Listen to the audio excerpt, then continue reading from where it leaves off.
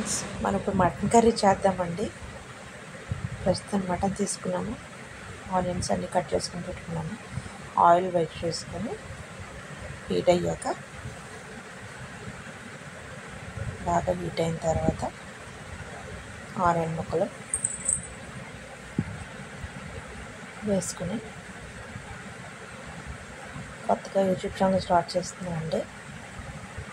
అందుకని వీడియోస్ కొంచెం అటు ఇటుగా ఉంటాయి. కొంచెం డెవలప్మెంట్ తర్వాత మీకు బాగా పంపిస్తాను. తర్వాత పచ్చిమిర్చి ముక్కలు కూడా వేసుకున్నానండి.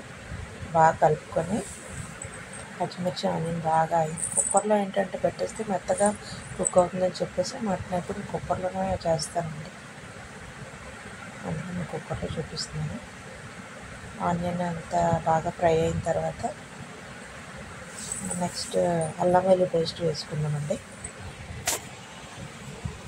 అల్లం వెల్లుల్లి పేస్ట్ నేను అల్లము, వెల్లుల్లి, జీలకర్ర అన్నీ మిక్సీలో రుబ్బేసుకుంటానండి. ఫ్రిడ్జ్లో స్టోర్ చేసుకుంటాను. స్మెల్ బాగా వస్తుంది. బాగా ఫ్రై అయిన తర్వాత టమాటాలు అవి వేసుకొని మెత్తగా కుక్ చేయడానికి సాల్ట్ అది వేసుకొని కాసేపు ఉంటామండి. కాసేపు ఉండి బాగా కలుపుకుంటాము. మెత్తగా ఆనియన్ టమాటా అంతా ఫ్రై అయిన తర్వాత మటన్ వేసుకున్నానండి. మటన్లో నాకు పొటాటో, చికెన్లో కానీ మటన్లో కానీ పొటాటో వేసుకుంటే టేస్ట్ బాగుంటుంది అని చెప్పి పొటాటో వేసుకుంటాను ఎప్పుడు ఒకటి.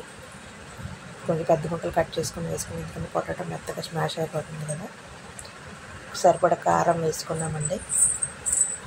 సరిపడా కారం వేసుకొని వాటర్ వేసుకొని కుక్ అవనిద్దాము.